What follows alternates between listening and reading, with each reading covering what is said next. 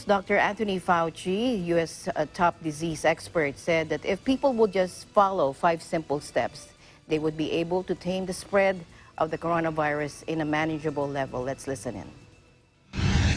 I keep referring to, and I would please allow me to say it once, and then I'll refer back to it during the hour. There are 5 or 6 things that you could do, which Arizona did to bring them way down. And that is what I call the fundamental principles. Universal wearing of a mask, physical distancing, avoid crowds, outdoor better than indoor, washing your hands and hand hygiene. And if you're in a situation where it applies to you, stay away from bars. Bars are bad news when it comes to the spread, and you have a lot of infection. Ashish, if we do those things, and I'm just going to repeat it again till I'm exhausted, those things work. So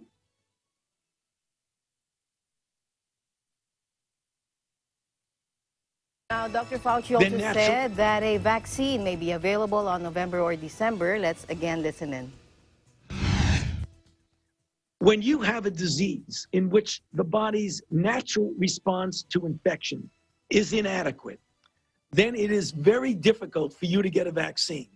And we know from the 39 years that I've been taking care of AIDS patients and doing HIV, the body does not make a naturally good immune response against HIV, which means you got a lot of problem because you've got to do better than natural infection to get a vaccine for HIV. Okay, switch. SARS coronavirus 2.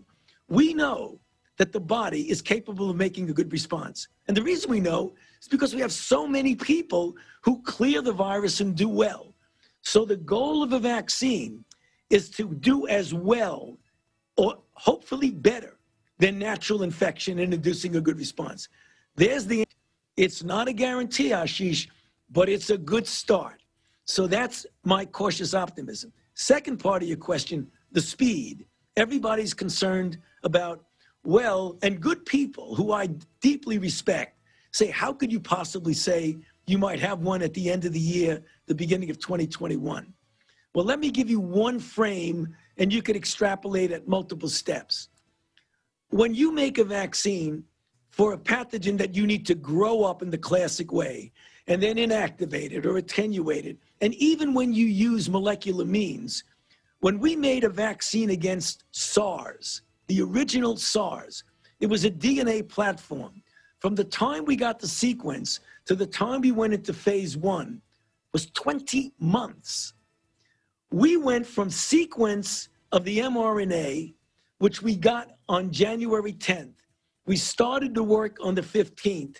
We were on a phase 1 62 days later. There was no compromising of safety because we never even went near a patient.